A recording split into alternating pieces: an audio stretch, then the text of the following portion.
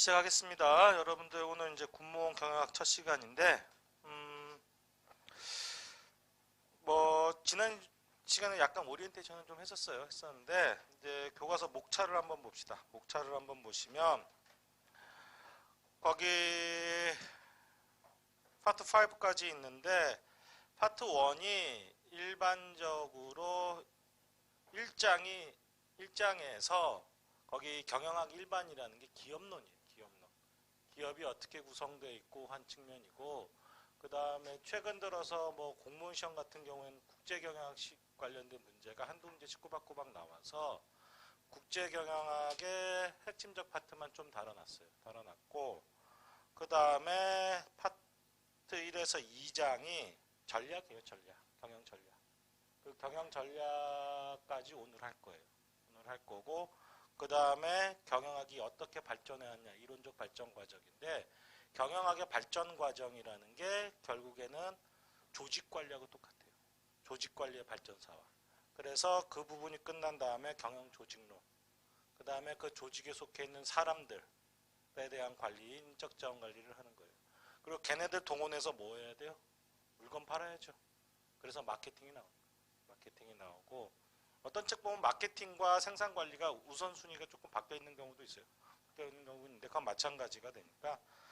그래서 마케팅에서는 마케팅을 과거에는 이런 얘기들 많이 했어요. 과거에는 북극 가서 에어컨 팔아라, 북극 가서 냉장고 팔아라, 이런 얘기 했다고.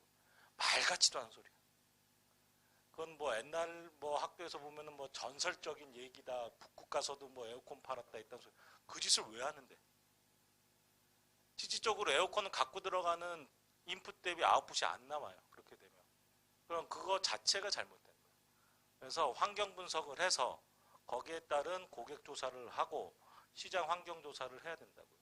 그래서 거기 보면 마케팅 일반과 마케팅 조사, 소비자 행동 분석, 이 파트가 최근에 마케팅에서는 강조되는 부분이에요. 그 다음에 이제 STP, 4P 해갖고 그게 마케팅 관리가 되는 거예요. 그리고 나서 생산 운영 관리 하려면 생산 운영 관리를 왜 밑으로 냈냐? 과거에는 제품 만든 다음에 물건 갖다 팔았어요. 근데 지금은 고객 조사한 다음에 제품을 만든다고. 그러다 보니까 마케팅보다 다음에 가는 형상이 더 많아요. 그래서 생산 운영 관리 고객 조사를 한 이후에 우리 회사에서 어떤 제품을 만들지 제품 설계해야 되겠죠. 그리고 어떠한 공정을 거쳐서 제품 만들어야 되겠죠. 공정 관리. 그런 부분들이 일단의 그 생산 관리가 되는 거예요. 그 다음에 완제품 재고도 있을 테고 부분품 재고도 있겠죠. 그래서 이러한 것들에 대한 관리, 그게 재고 관리고, 그 다음에 총체적으로 품질 관리해주고, 그 다음에 거기에 대한 마케팅과 생산 관리 전반에 걸친 회사 기업 정보가 경영 정보예요. 근데 경영 정보 파트는 괄호 쳐놓으세요. 괄호. 안 할 수도 있어요. 그 파트는.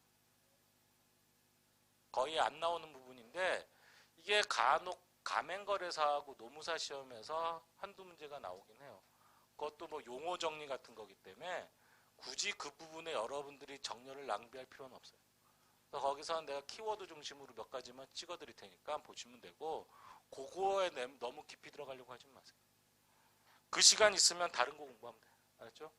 그 다음에 이러한 전반적인 활동들이 어떻게 됐는지 평가를 내려야 되겠죠. 기업 활동에 대해서. 그게 회계가 되는 거예요. 회계. 회계라는 게 기본적으로 우리 회사가 장사 잘했냐 못했냐 보고자 하는 거예요. 그걸 객관적으로 판단 내리자. 그게 회계고, 그 다음에 그 회계의 결과 회사가 수익이 났죠. 그 수익이 안 났을 수도 있고, 그게 피드백 형태로 나타나기도 하고, 그게 이제 재무관리로 가는 거예요. 그래서 재무관리라는 건 세 가지 의사결정하는 거예요. 투자, 자본 조달, 그 다음에 배당 의사결정, 그 세 가지 하는 게 재무관리이기 때문에 회계가 이루어지고 그걸 토대로 해서 돈을 별도로 관리해 주는 게 재무관리가 되는 거예요. 그게 1년의 기업에 이루어지는 프로세스라고 보시면 돼요. 그래서 오늘부터 이제 그러한 내용들을 본격적으로 들어갈 건데, 이제 12페이지부터 본격적으로 시작합시다. 이 12페이지 보시면 경영학의 지도 원리라는 게 나오죠. 우리가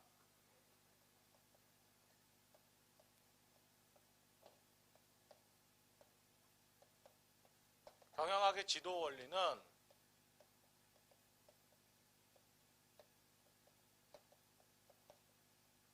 효율성과 효과성이에요. 효과성, 효율성과 효과성. 이게 참고적으로 경제학적 관점에서는 이걸 뭐라 그러냐?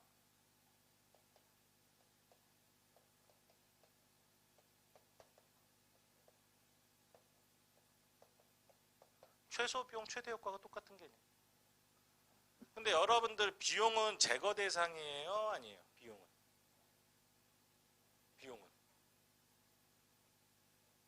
비용은 제거해야 돼요? 제거하지 말고 들어가야 돼요? 뭐 궁시렁궁시렁 제거 뭐 이렇게 얘기하는데 인풋이 없으면 아웃풋 없습니다. 예를 들어서 이 친구가 우리 회사 영업부장인데 이 친구 밑에 여기 3명의 직원이 있어요. 3명의 직원. 근데 이 친구가 회사에서 뭐 판공비로 300만 원이 나와. 300만 원이 나오는데 이 친구가 그 300만 원을 아껴서 뭐 월 말에 회식 한번 20만 원 쓰고 회사에 280만 원 반납해요. 그리고 이 친구 같은 경우는 회사의 에너지 절약을 위해서 에어컨 같은 경우도 28도 안 넘어가면 안 틀고, 그 다음에 점심시간엔 다 소등하고 직원들하고 회의실 하나 열어서 도시락 먹어요. 여러분들이 사장님이야. 이 친구 잘라야 돼요? 상 줘야 돼요? 당장 잘라야 돼요. 관리부장이 아니라 영업부장이라 그랬죠. 300만 원 판공비 나왔으면 300만 원 갖고 가서 3억짜리 공사 따와야지. 왜 회사에 처박혀 있어? 그 300만 원은 그런 활동하는데 쓰라고 준 돈이에요. 쓰라고 준 돈이지 그거를 자기 개인 형태의 뭐 소비 지출에 쓰면 안 되겠지만 회사를 위해서 쓰라고 준 돈이에요. 그걸 써서 직원들 괴롭히지 말고 부장님하고 같이 점심 먹고 싶어? 별로라고 그거. 근데 왜 붙잡아 놔? 직원도 열심히 밖으로 뛰어다니게끔 하고 뭐 해야 돼요? 그 판공비 써서 공사 따와야지. 공사. 그리고 밖에 나가서 열심히 영업 뛰고 온 친구들한테 28도가 넘어가 에어컨 트니까 너는 더운데 그냥 있어. 이게 뭐 하는 짓이야? 웃기는 짓이지. 비용은 들어가는 거야. 비용은 들어가되 얼마나 그걸 효율적으로 활용해서 최대 효과를 내느냐가 중요한 거예요. 그래서 효율적 활용과 목표에 대한 효과적 달성, 이게 경영학에서의 목표예요. 지도 원리고. 그러면 여러분들 문제로 한번 접근해 보세요. 거기 1번 문제 옆에 날개 있죠. 같이 한번 풀어봅시다. 어떤 기업이 매출 목표 달성을 위해 신기술을 도입하였다. 슬래시. 그 결과 전년 대비 생산량 증가. 슬래시. 생산량 증가. 효과적이에요? 비효과적이에요? 효과적이죠. 일단은. 근데 효과적이라기보다는 신기술을 도입해서 생산량을 늘렸으니까 공정의 효율성이 어떻단 얘기야? 높아졌다는 얘기죠. 공정의 효율성이. 그리고 생산 원가는 감소했고 그러면 비용 절감되고 인풋 대비 아웃풋이 증가한 거죠. 근데 소비자의 관심을 끌지 못해서 궁극적인 회사의 목표인 매출 목표를 달성하지 못했어요. 그러면 이제 답이 뭐가 돼요? 효율적이지만 효과적이지는 못한 거죠. 지금 회사의 궁극적 목표는 생산성만이 아니라 뭐까지 봐야 돼요? 거기 궁극적 목표를 아웃풋을 뭐로 봤어요? 매출 목표로 봤죠. 매출 목표 달성 못했습니다. 매출 목표 달성을 못하고 그 대신에 생산 공정의 효율성은 확보했죠. 그러니까 기업이라는 게 하나의 프로세스만 잘 된다고 되는 게 아니에요. 생산만 잘한다고 해서 그게 고객의 사랑받으라는 보장이 있어요. 그건 없는 거예요. 그래서 소비자 조사의 필요성이 나오는 거예요. 그래서 효과적이지는 않지만 뭐다? 효율적인 게 되는 거죠. 옛날에 LG에서 이렇게 정사각형 스마트폰이 한번 나온 적 있어요. LG에서. 나이가 좀 있는 친구들은 기억할 거예요. 정사각형 핸드폰. 이게 그 당시에 핸드폰들 스펙 중에서 가장 좋았어. 스펙은. 근데 저거 쓰는 사람 있나요? 거의 없죠. 왜? 아무리 기능 뛰어나고 효율적으로 생산해냈다 하더라도 이렇게 사각형으로 만들어내면 생산 공정상에서 버리는 게 적어요. 잘라내는 게 없기 때문에. 효율적이고 비용도 적게 들지만 기능도 뛰어나다고. 근데 소비자들은 한 손에 안 잡히지? 이게 돼요, 안 돼요? 한 손으로 누르는 게 저게 안 된다고. 고객을 고려하지 못했기 때문에 효과적이지 못한 제품이 된 거예요.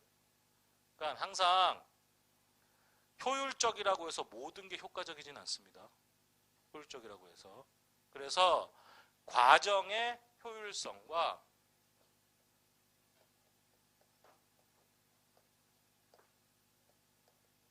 목표의 효과적 달성이라는 측면이 같이 나와줘야 되는 거예요. 과정과 목표가.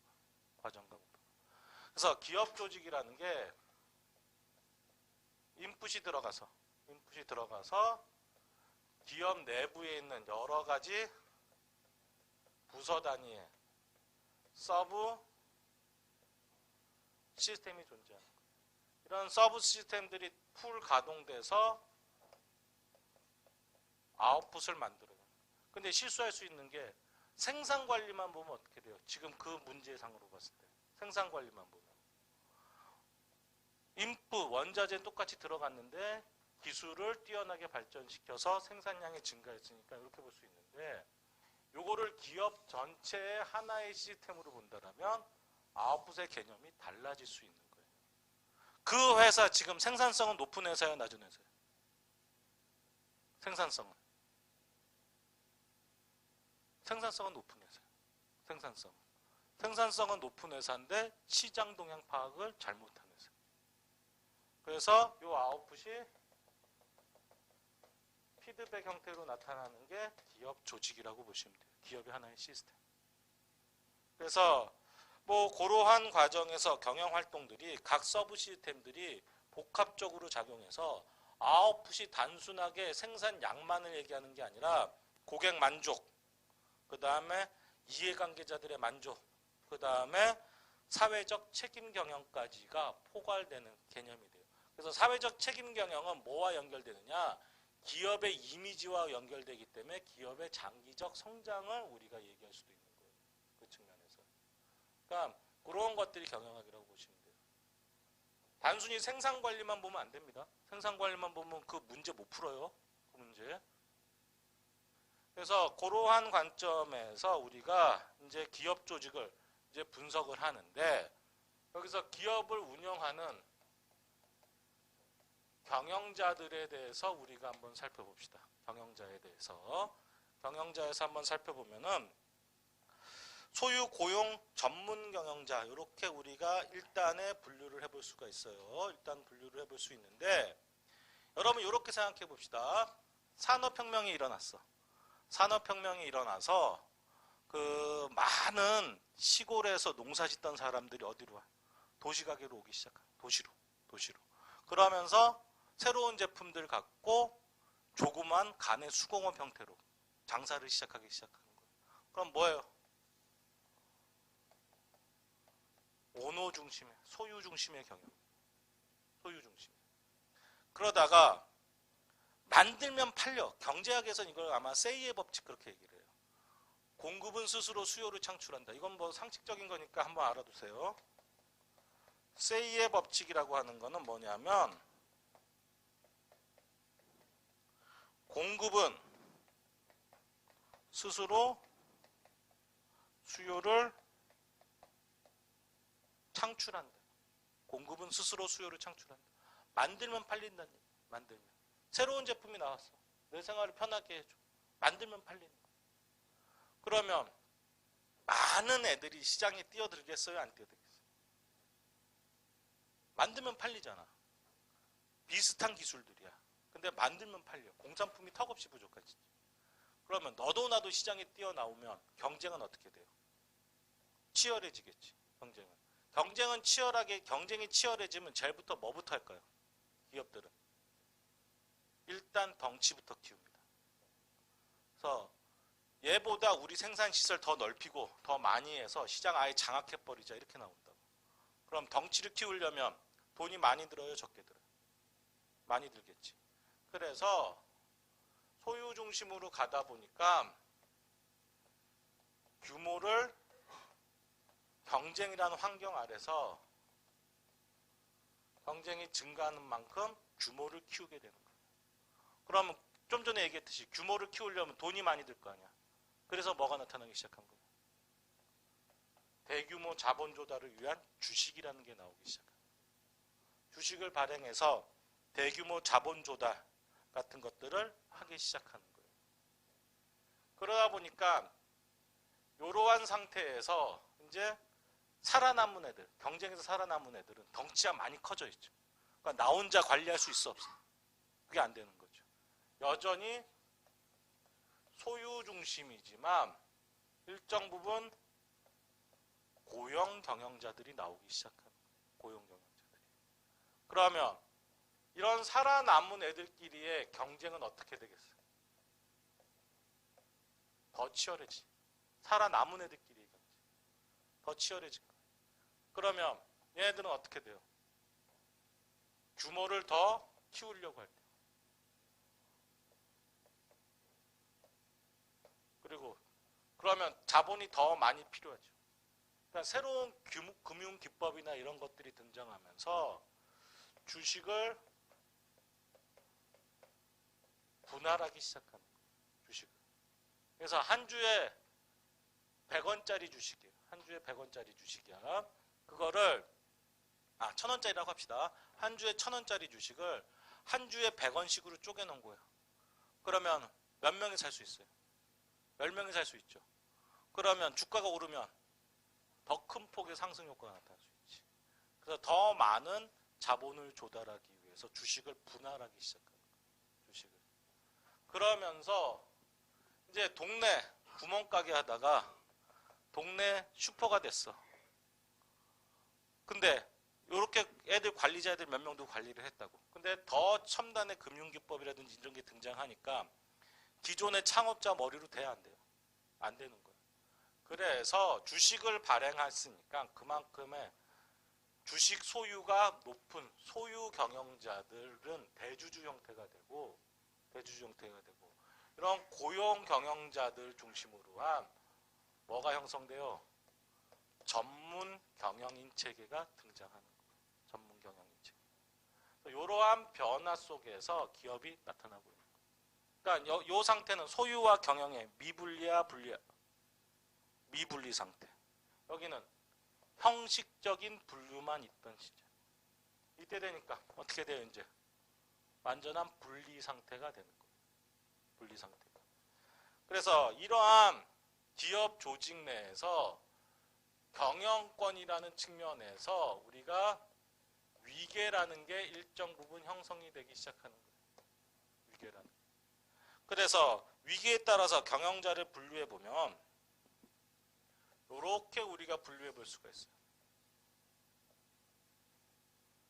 요 밑에 수없이 많은 하부 일선 애들이 있어요. 일선 애들이 있고 최고 위선에 주식을 많이 소유한 애들이 있겠지. 주식을 소유한 애들. 걔네들이 뭐가 돼요? 대주주, 이사회 이렇게 되는 거예요. 그래서 이사회 같은 게 형성되면서 얘네들이 뭐가 돼요? 얘네들이 결국에 수탁경영층이라는 개념이 등장하는 거예요.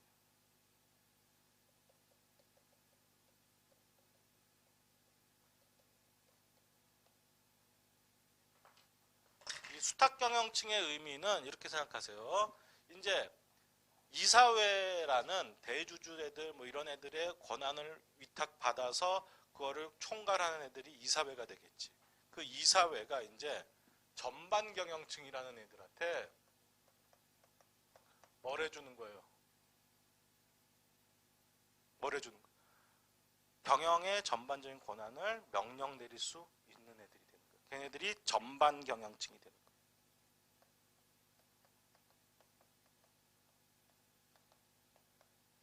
그래서 수탁 경영층은 대주주들로부터 위탁을 받았고 그러한 권리를 전반 경영층에다 수탁할 수 있는 애들. 수탁자. 위탁을 받은 사람이 뭐가 돼? 수탁자지? 수탁자. 그러니까 주주들로부터 경영권을 주주들이 위탁한 거를 받은 사람. 이게 뭐가 돼? 수탁경영층. 저게 회계적 분류 체계가 돼요. 그리고 그 이사회 내 대표이사가 뭔 역할을 해? 실질적인 운영적 역할을 하죠. 운영적 역할을. 그게 뭐야? 전반경영층. 사장, 전무 이런 애들이 돼요. 사장, 전무. 그래서 이러한 형태로 이루어지는데, 근데 여기서 이제 우리가 생각해야 될 문제가 있는 게, 이 전문 경영인층에다 맡겨요. 전문 경영인층에다 맡기니까 자기 돈 아니지. 자기 돈 아니라고. 주주들이 투자한 돈을 그냥 운영하는 애들이에요. 그러니까 자기 돈 아니니까 제일 먼저 뭐예요? 자기 사무실부터 키웁니다. 옛날에 그 2007년도 글로벌 금융위기 터졌을 때 그 미 하원에 이제 그 GM 회장 이런 애들이 불려갔죠. 니네 어떻게 경영한 거야? 이래가 불려갔다고. 그랬더니 거기서 나온 유명한 말 있죠. 그 GM 회장이 전용 비행기를 타고 워싱턴에 딱 내려서 최고급 승용차를 타고 GM 거 타고 그 하원에 출석을 했어요. 그 하원 의장이 딱 한마디 했지. 당신 돈 빌리러 오면서 전용 비행기에 최고급 차를 타고 와? 그거부터 바꿔. 그 다음에 당장 당신 사무실부터 축소시켜. 이렇게 얘기했다. 그러니까 자기 돈이 아니니까 펑펑 쓸 수 있지. 그게 뭐라 그래요? 대리인 비용이라 그래요. 그러니까 대리인 문제가 발생하는 거예요. 그래서 얘네들의 도덕적 해이라는 게 나올 수 있어요. 자기 돈이 아니니까 막 쓰는. 이런 도덕적 해이는 결국에 뭘 양산하느냐? 대리인 문제라는 거를 발생시킵니다. 대리인 문제라는 거. 이 대리인 문제라는 게 결국에 비용적 관점에서 얘기한다면 이걸 우리가 대리인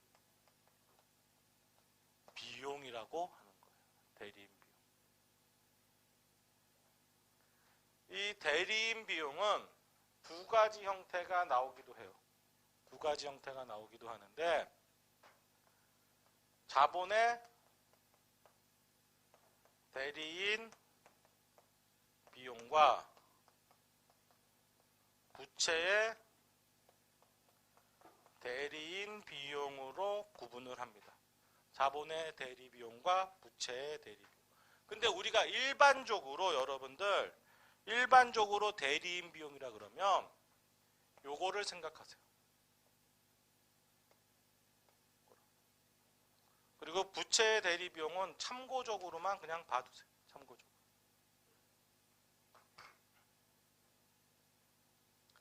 그러면 이 자본의 대리 비용이라고 하는 건 뭐냐? 이런 거예요. 여기 보세요. 주주가 있고 채권자가 있겠죠. 주주와 채권자. 그럼 여기서 우리가 주식을 보유한 사람이 뭐가 돼요? 주주가 되는 거죠. 주식. 채권을 보유한 사람. 채권자가 되는 거죠.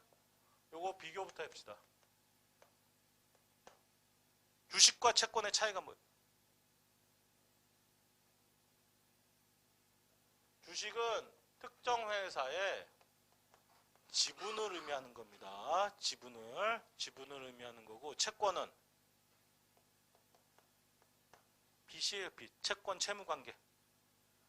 이런 거예요. 아, 지갑을 놓고 왔네. 자, 지금 내가 100만 원 준 거예요. 그렇죠? 100만 원 줬으면 갚아야 돼, 안 갚아야 돼? 나중에. 이자. 요렇게 삥을 뜯는 거야. 네. 그러니까 이거는 결국에 빚의 관계예요. 빚의 관계. 그러면 회사가 청산 망했어. 그러면 지분을 소유한 사람과 받을 빚이 있는 사람하고 회사에 남은 자산들이 있겠죠. 건물이라든지 그런 거. 그런 거 처분할 수 있는 권리가 누구한테 우선적으로 주어져요? 그치? 얘는 같이 망하는 거야. 같이. 근데 얘는 우선권이 주어지는 거야. 우선권. 회사 자산, 남은 자산에 대한 처분에서 우선권을 줘. 근데 여하튼 둘 다 뭐가 돼? 회사에. 타인 자본이 됐던 자기 자본이 됐던 되는 거예요. 그래서 자본을 소유한 사람들. 자본을 소유한 사람과 기업 경영을 대행해 준 사람. 이게 누구야? 경영자가 되는 거예요. 그러면 자본가들이 되는 거고, 이 사람들. 이 사람들은 이 경영자가 회사 경영을 제대로 하고 있는지 감시해야 돼요? 그냥 내버려둬야 돼요? 그때 발생하는 게 감시 비용이라는 거예요. 감시 비용.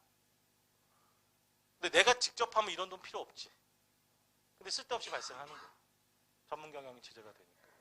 그리고 얘도 내가 제대로 하고 있다라는 거를 알려줘야 돼요? 그냥 내버려 두면 돼요? 알려줘야 되겠죠. 확증 비용이라는 게 발생하는 거예요. 확증 비용. 그러면 이 감시 비용과 확증 비용 같은 쓸데없는 비용적 손실을 대리인 비용이라고 하고, 이러한 대리 비용을 뭐라 그런다? 자녀 손실이라고 하는 거예요. 자녀 손실.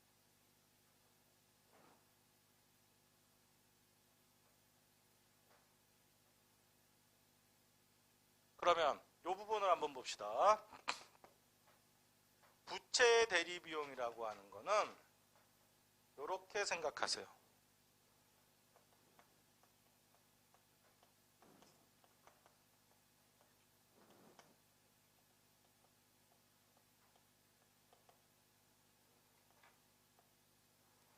주주 입장에서 보면 주주도 얘한테 일정한 지분을 행사할 수 있죠. 채권자도 분명히 얘한테 내 돈이 들어간 만큼 영향력을 행사할 수 있죠. 그런데 경영자가 주주 입장에서는 주주가 원하는 대로 할 것이다 생각합니다. 채권자는 내가 우선이지 이놈들아 이렇게 생각하는 거예요. 그래서 얘네 간의 갈등으로 인한 얘네의 혼란이 발생하는 거예요. 그러면 예를 들어서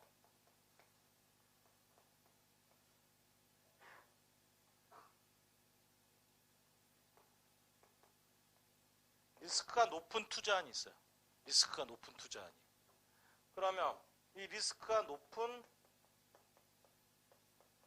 투자안에 대해서 누구는 찬성하고 누구는 반대할까요? 주주, 채권자 중에 누구는 찬성하고 누구는 반대할까요? 찬성하는 쪽 누굴까? 의견이 나뉘고 있어 지금. 누굴까요? 주주. 주식을 소유자가 주주가 되고 채권의 소유자가 채권자가 되는 거예요. 그러면 주주들은 뭘 통해서 이득을 창출하는 거예요? 주가. 채권자들은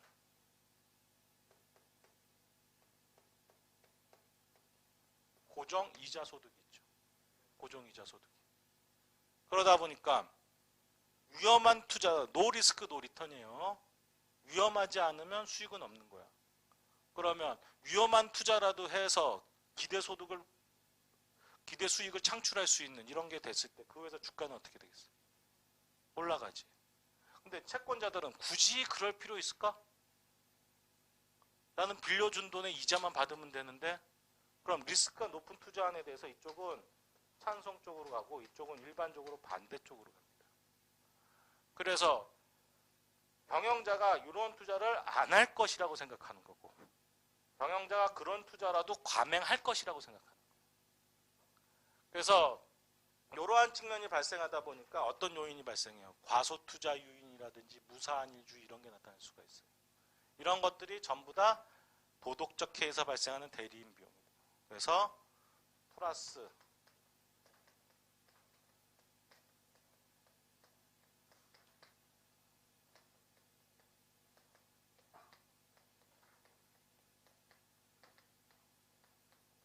등이 발생하게 돼요.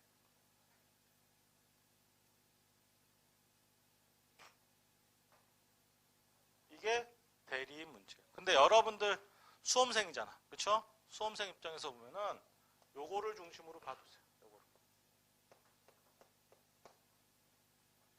대신에 주식과 채권의 구분은 명확하게 해두셔야 돼요. 요거 자체는.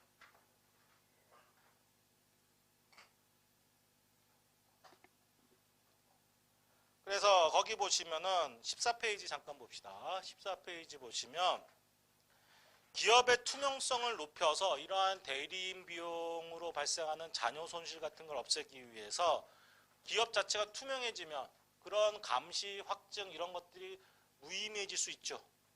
그래서 나타나는 게 사회이사제도의 도입 같은 거예요. 그래서 회사의 이사진 구성에 회사와 소유주와 연관 없는 분들의 전문가들이 참여하는 거예요. 사회이사제도. 그 다음에 회계감사제도의 강화. 그러면 회계는 여러분들 잘 보세요. 재무회계라는 거는 기본적으로 법적 공시의 의무가 있어요. 법적 공시의 의무가 있으니까 그 회사의 실적이나 운영 상태 이런 것들이 투명해져요? 불투명해져요? 투명해지는 효과가 있는 거예요. 그 다음에 M&A 활성화가 왜 기업 투명성을 높일까? M&A 활성화가. M&A라는 건 기업을 인수합병하는 거죠. 그럼 그 회사 상태를 알아야 인수합병할 수 있는 거야? 몰라야 인수합병하는 거야? 알아야 되지. 그러니까 기업 시장에서 주식 시장에서 기업에 대한 인수합병이 활성화된다는 얘기는 그 사회 자체가 기업들에 대한 투명성이 많이 확보되어 있다는 얘기예요. 그러한 형태가 이제 기업의 투명성을 높이는 거고, 더 나아가서 기업가 스스로 이러한 문제가 발생하지 않도록 해야 되겠지. 그렇죠? 그래서 우리가 강조하는 것 중에 하나가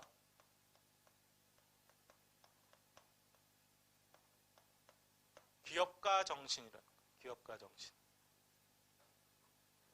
근데 이 기업가 정신은 여러분들 정신 상태입니다. 정신 상태.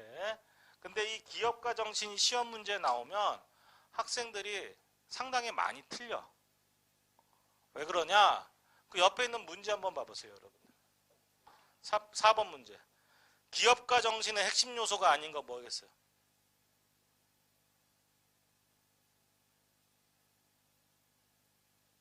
쉬운 문제로 붙여놨는데 거기 답이 뭐겠어?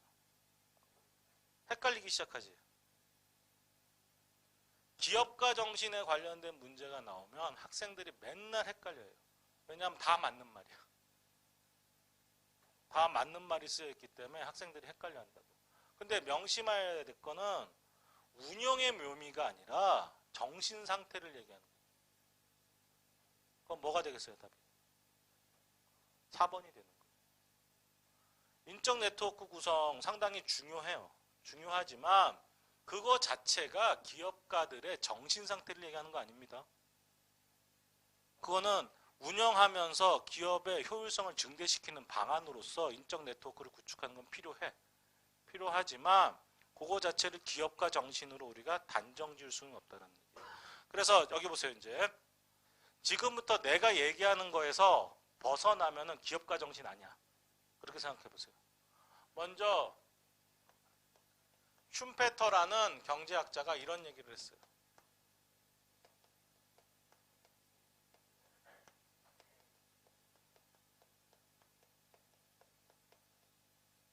창조적 파괴의 과정이라는 걸 얘기합니다. 창조적 파괴의 과정.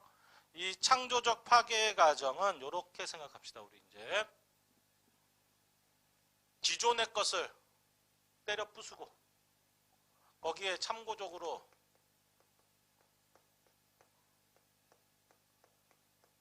폐기학습이라는 개념을 하나 생각해 보세요. 폐기학습. 폐기학습. 폐기학습. 여러분들 잘 생각해 봐요. 삼성이 애니콜 신화에 갇혀서 계속 그것만 고집했다라면 갤럭시가 나왔을까? 애니콜을 버리니까 갤럭시가 탄생하는 거예요. 그래서 기존에 있던 것들, 구습, 인습, 그런 성공도 마찬가지예요. 이런 것들을 폐기하고 새로운 것을 만들어내는 이러한 걸 뭐라 그래요? 여러분들. 혁신이라고 하는 거예요. 혁신. 그러면 그러한 혁신의 과정은 리스크가 커요, 작아요? 리스크가 크겠지. 그럼 리스크는 좋은 거야, 나쁜 거야? 리스크는.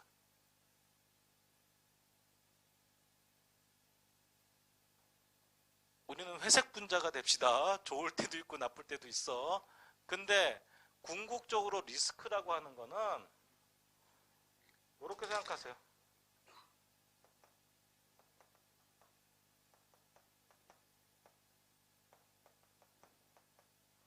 불확실성.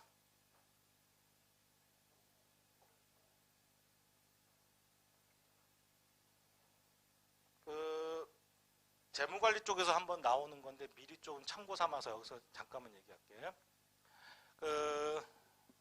우리 집 가면은 아파트 현관에 신발 정리가 완전히 군대야. 딱 칼각이 잡혀 있다고.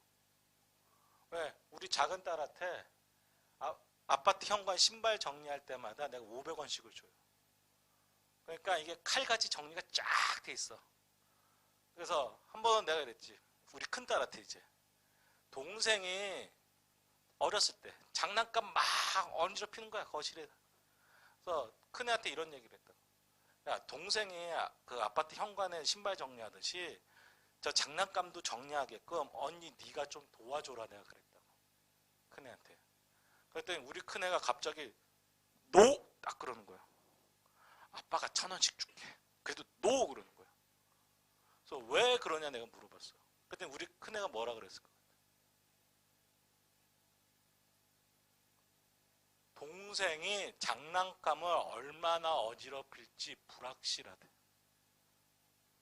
아, 내가 그때 깨달았어. 얘가 벌써 토빈의 자산선택 이론을 깨우쳤구나. 토빈의 자산선택 이론이라는 게 이런 거예요. 리스크가 있고 여기가 수익률이야. 똑같이 R이니까 여기 리스크, 이쪽에 수익률.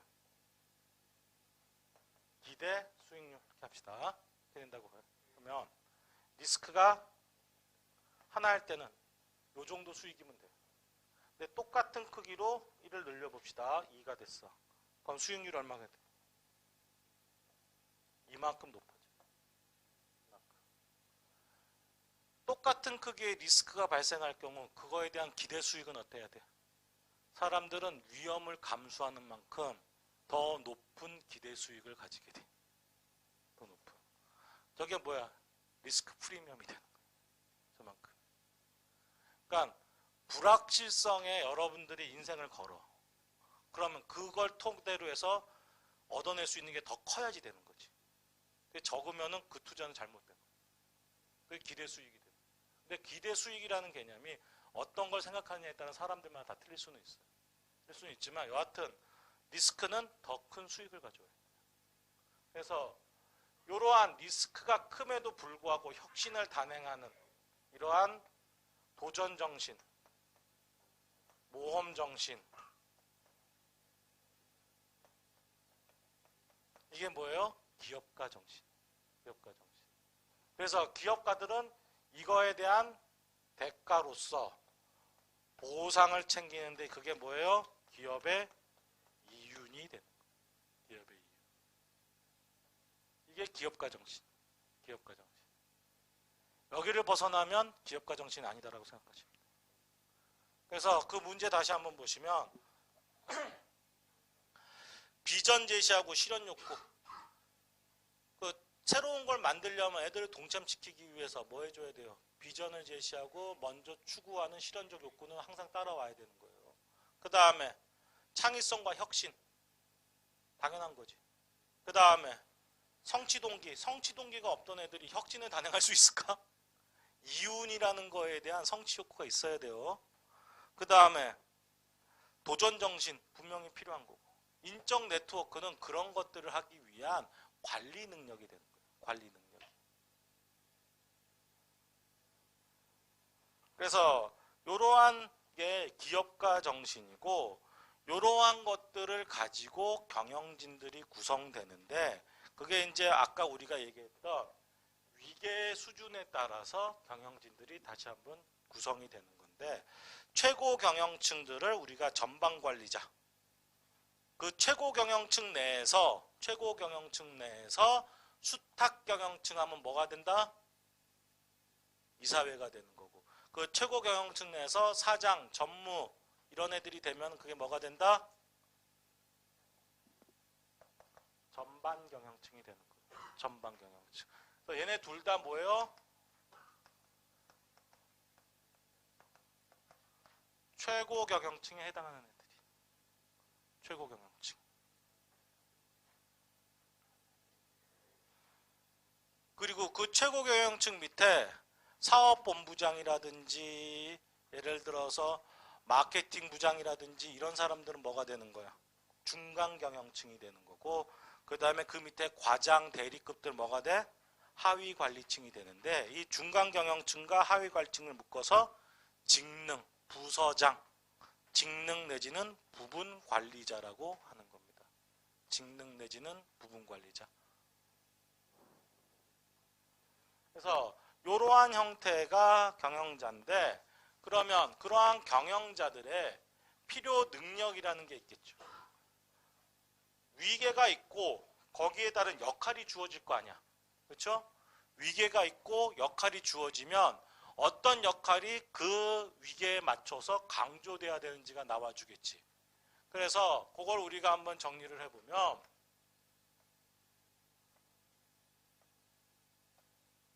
최고 경영층이 있고 중간 경영층이 있고 일선 경영층이 있겠죠. 이거를 카츠라는 학자가 이렇게 분류를 해줍니다.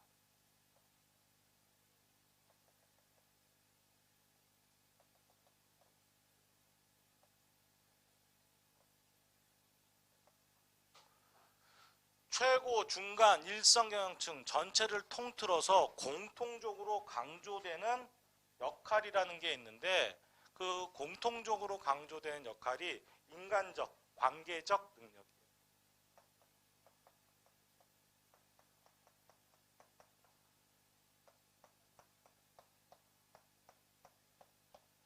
이거는 뭐야?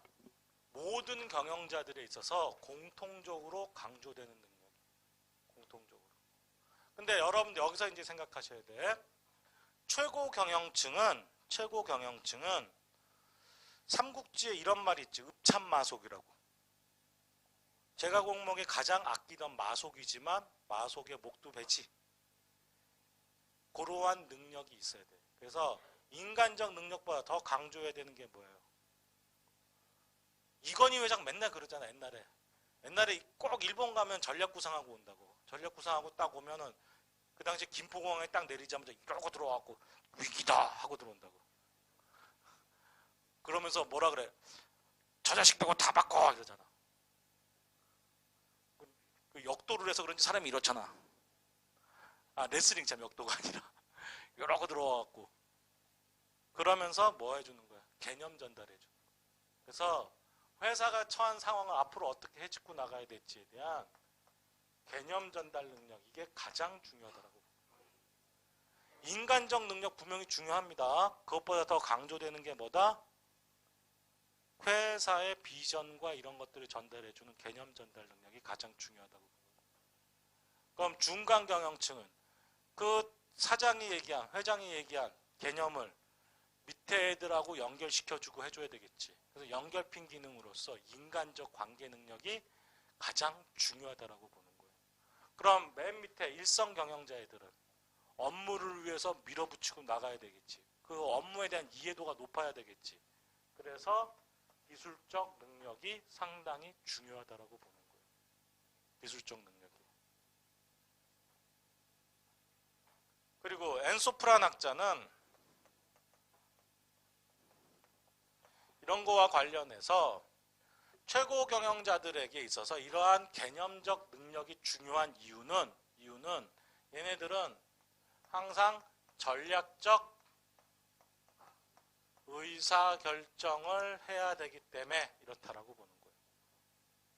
그 다음에 중간 경영자들은 그러한 전략적 비전을 전체가 운영되도록 관리해줘야 되겠지. 그래서 관리적 의사결정을 하기 때문에 그런 거고, 일선 담당자들은 그거에 대한 실질적 업무를 하는 애들이죠. 그래서 얘네들에게는 업무적 의사결정이 이루어지기 때문에 이러한 측면이 중요하다라고 얘기하는 거예요. 거기에 교과서에는 빠져있는데 추가 하나만 합시다. 추가로 사이먼이라는 학자는 이렇게 얘기를 해요. 이쪽으로 갈수록 정형적 의사결정이 이루어지고 이쪽으로 갈수록 비정형적 의사결정이 이루어진다라고 보는 거예요. 그래서 실질적으로 이러한 비정형적 의사결정이라는 것 자체가 이쪽으로 내려오면서 어떻게 되는 거예요? 기업 조직이라는 시스템 아래서 일정한 매뉴얼과 같은 규범, 규칙 이런 것들이 만들어지기 때문에 그런 거예요. 그게 조직이라고 설명을 해요.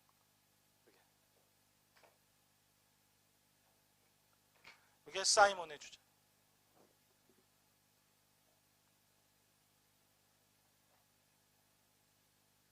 그래서 이러한 측면에서 우리가 이제 참고로 한번 응용만 조금 해봅시다. 여기서 잘 생각해 보세요.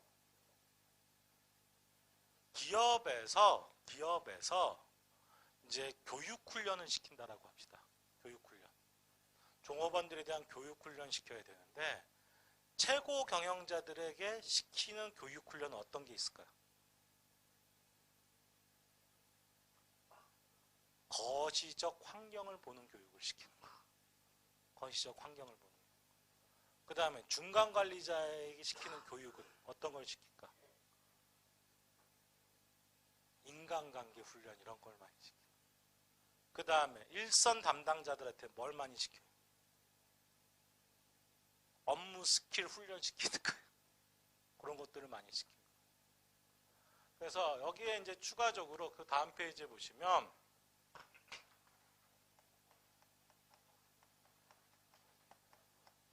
민츠버그라는 학자가 전반적인 모든 관리자의 역할이라는 거를 세 가지 측면에서 얘기를 해줍니다. 세 가지 측면에서. 모든 관리자는 대인적 역할, 그 다음에 정보적 역할, 그리고 마지막으로 의사결정자적 역할을 수행한다라고 얘기를 해요.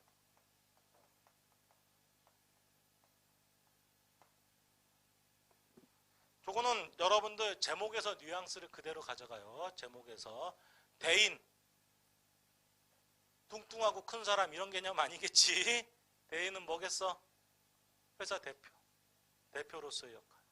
그래서 교과서 보시면 대표, 리더, 그 다음에 섭외자의 역할을 해주는 거예요. 유비가 제갈공명을 섭외하기 위해서 삼고초려를 하죠. 직접까지 유비가 밑에다 야 장비야 네가 가서 걔 좀 잡아와 이렇게 시키나? 그건 아니지. 섭외자로서의 역할을 해주는 거예요. 그 다음에 정보적 역할. 회사가 앞으로 나아가야 될 개념 이런 것들을 전달해주고 필요 기술이 이런 거다라는 걸 알려줘야 되겠지, 관리자는. 그러기 위해서는 정보를 탐색하고 정보를 전파하고 회사의 입장을 남에게 설명해 줄 수 있는 대변인적 역할 이런 것들이 정보적 역할이라고 보는 거예요. 그 다음에 의사결정적 역할, 뭐 기업가 이러한 혁신적 판단과 의사결정을 해줘야 되겠지. 그치? 그러한 의사결정적 역할, 그 다음에 혼란 수습, 자원 배분, 협상자 역할 이런 것들이 의사결정적 역할이라고 보는 거예요. 그래서 그 옆에 민츠버그의 경영자의 역할 중 의사결정자 역할, 의사결정 역할의 범주에 속하지 않는 건 뭐겠어요?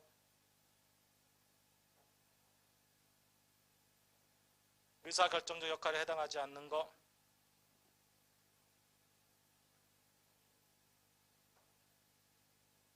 연락자의 역할이 돼요. 연락자. 뭘 연락할 건데 제가 관리자가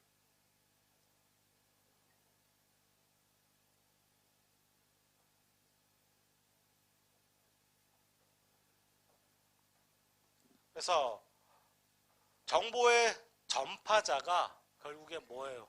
연락자의 역할이지. 그러면 그 연락자는 의사결정적 역할이 아니라 뭐로 봐야 돼요? 정보적 역할로 봐야 되겠지. 정보적 역할로. 그러니까 제목에서 뉘앙스를 좀 가져가야 돼. 의사결정은 어떤 거예요? 이거나 저거나 판단 내리는 거지. 자원 배분을 얼만큼씩 줄지 판단 내려야 되겠죠. 협상의 성과를 배분해 줘야 되겠지. 이런 것들이기 때문에 그런 것들은 다 의사결정적 역할이 돼요. 의사결정. 판단, 전달, 대표 이렇게 생각하라고.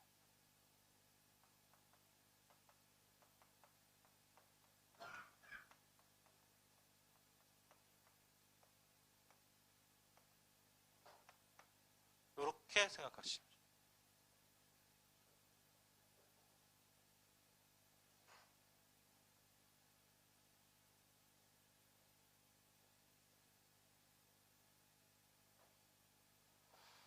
그리고 더 나아가서 우리가 이제 경영자들은 단순히 우리가 기업에 대한 기업가 정신 이런 것만 강조하는 게 아니라 경영자들은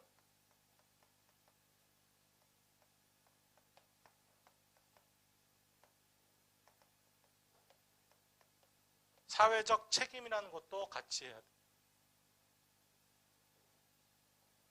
근데 기업의 사회적 책임 아니라 지금 경영자의 사회적 책임 얘기하고 있죠. 경영자 자체가 가져야 될 사회적 책임. 경영자의 사회적 책임에 여기 보세요.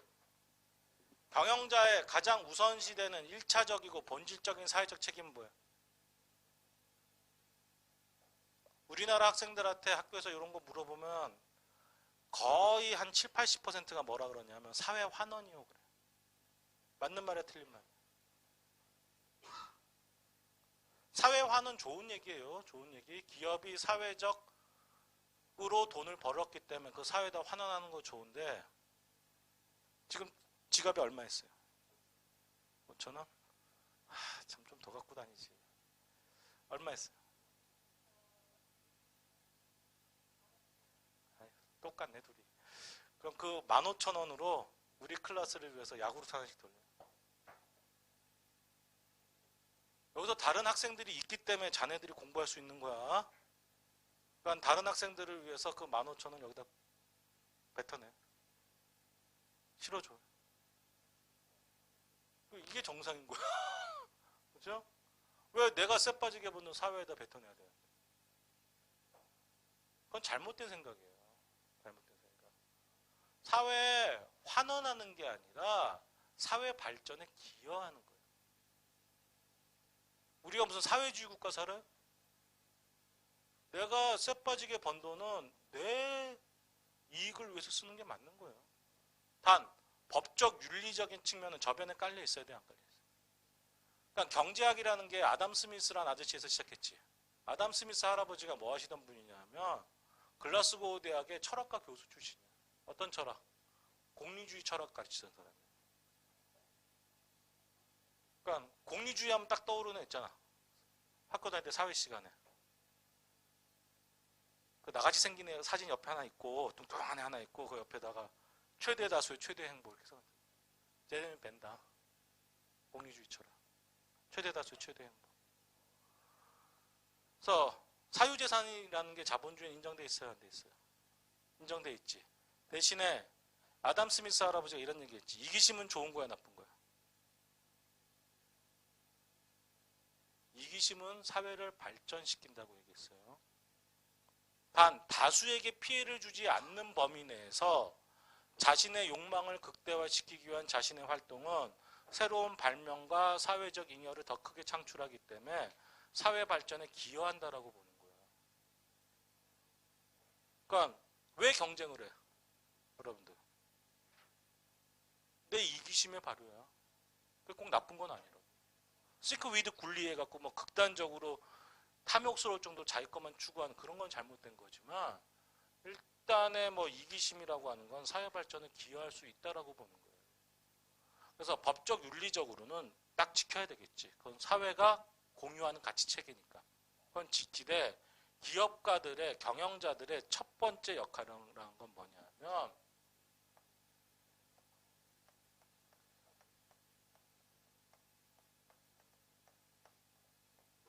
기업 자체의 유지와 발전이에요. 분명히 전제 깔았습니다. 법적 윤리적 책임은 저변에 깔려 있어 없어? 깔려 있는 상태에서 기업이 유지 발전됨으로써 그 사회에 새로운 고용을 창출하고 그 기업 활동을 통해서 새로운 제품을 여러분들이 구매할 수 있도록 만들어주는 거. 이게 기업의 1차적 책임이에요. 1차적 책임. 그 다음에 두 번째 2차적 책임으로서 대외적 측면에서의 이해관계의 조정이라는 측면이 존재하는 거예요. 이해관계의 조정. 기업과 관련한 이해관계자들 무수히 많죠. 주주들 있죠. 주주. 그 다음에 우리 회사가 공장 지역. 그럼 그 지역의 지역 주민들 찬성 반대 나뉠 수 있겠지. 그럼 이런 모든 부분들의 이해관계를 상호 조정해주는 역할도 기업의 몫이라고 보는 거예요. 그 다음에 세 번째가 뭐 환원이란 말 자체가 국문학적으로 보면 틀린 말은 아니에요. 틀린 말은 아니지만 이렇게 생각해야지. 전체를 환원하는 건 아닙니다. 전체를. 내 몫이 없다라면 그걸 왜 환원해? 그렇죠? 그래서 근본적으로 환원이란 말은 틀린 말은 아니지만 엄밀하게 따지면 기업의 이윤의 일부를 어떻게 해줘야 돼? 사회 발전에 기여한다라고 보는 거예요.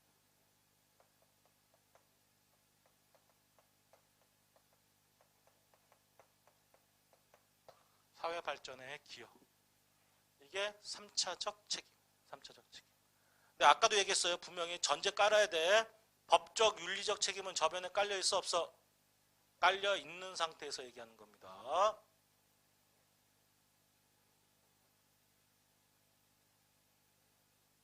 그래서 참고로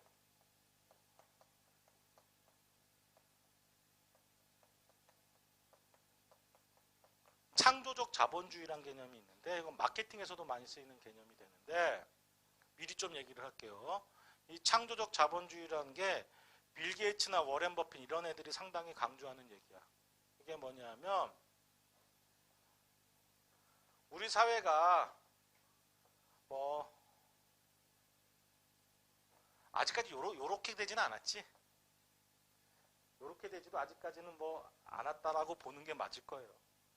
그래서 요렇게 됐는데 그러면 예를 들어 봅시다. 빌 게이츠의